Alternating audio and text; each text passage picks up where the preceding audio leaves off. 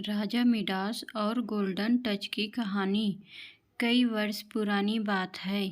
एक खूबसूरत से शहर में मिडास नाम का राजा अपनी पत्नी और बेटी के साथ रहा करता था। राजा मिडास बहुत लालची था और उसके पास बहुत सारा सोना था। उसे अपने सोने से बहुत प्रेम था।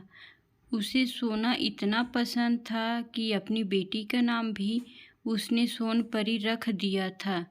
अपने जीवन में राजा को सिर्फ दो ही चीज़ें सबसे प्रिय थी, एक सोना और दूसरी सोनपरी। वह अपना सारा सोना एक तहखाने में रखता था और हर रोज़ उसे गिनता था। उसकी इस आदत पर रानी कहा करती थी कि महाराज, आप ऐसे हर रोज़ अपना सोना गिनेंगे तो एक दिन यह सारा सोना गायब हो जाएगा। रानी की इस बात पर राजा मिडास बहुत नाराज होता था। वह कहता कि रानी, इस सोने का महत्व तुम नहीं समझोगी। दुनिया में सोने से ज़्यादा खूबसूरत और कीमती कुछ नहीं है। हर रोज़ राजा अपना सोना गिनता और सोने के लिए उसका मोह बढ़ता ही जाता। साथ ही दिन ब दिन राजा और लालची होता जा रहा था।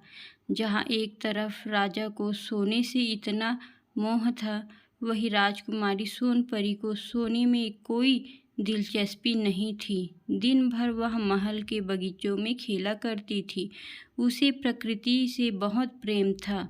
सोनपरी राजा से कहती थी कि पिताजी, देखिए इस फूल को, यह कितना सुंदर है। इस पर राजा मिडास जवाब देता था कि हाँ, सुंदर तो है, लेकिन अगर यह सोने का होता तो और ज़्यादा सुंदर होता। सोने के लिए राजा मिडास की लालच इतनी बढ़ती जा रही थी कि वह दुनिया का सबसे अमीर व्यक्ति बनना चाहता था। धीरे धीरे उसकी यह चाहत कब पागलपन में बदल गई, किसी को पता ही नहीं चला। एक दिन राजा ने सबसे अमीर आदमी बनने के लिए भगवान से प्रार्थना करने के बारे में सोचा। उसने खाना पीना छोड़कर भगवान का ध्यान करना शुरू कर दिया। कई दिन बीत गए, लेकिन राजा मिडास ने अपना ध्यान भंग नहीं होने दिया। उसकी इस प्रार्थना से भगवान प्रसन्न हुए और उसे दर्शन देने पहुँचे। भगवान ने कहा कि बताओ, तुम्हें क्या वरदान चाहिए। राजा ने कहा, भगवान, मुझे ऐसी शक्ति दो कि जिस भी चीज़ को मैं स्पर्श करूं वह सोने की बन जाए। भगवान ने उसे वरदान दे दिया और कहा कि एक बात हमेशा याद रखना कि सोने से तुम हर खुशी नहीं खरीद सकते। ऐसा कहकर भगवान गायब हो गए और राजा खुशी के मारे झूम उठा।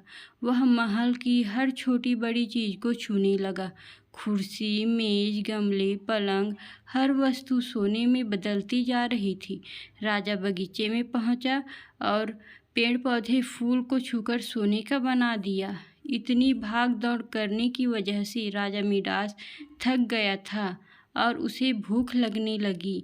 वह खाना खाने के लिए महल में गया और अपनी सोने की कुर्सी व मेज पर बैठ गया।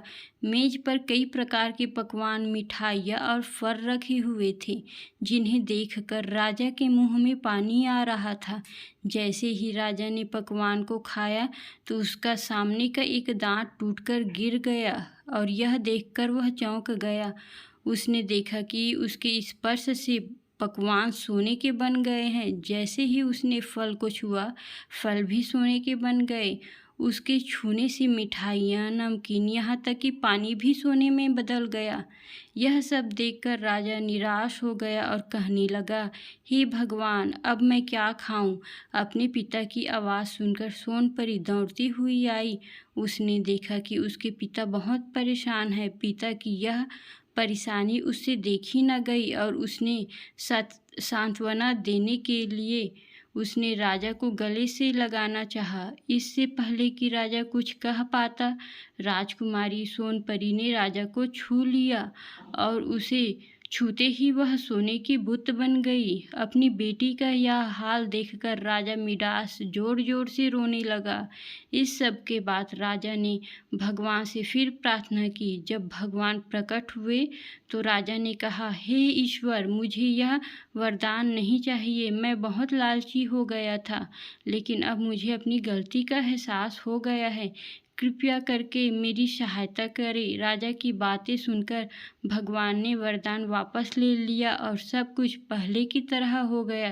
राजकुमारी सोनपरी फिर से बगीचे में खेलने लगी और उसके राजा मिडास भी प्रकृति का आनंद उठाने लगे। इसके बाद राजा ने अपने तहखाने पर ताला लगा दिया और हर रोज़ सोना गिनना भी बंद कर दिया। कहानी से सीख।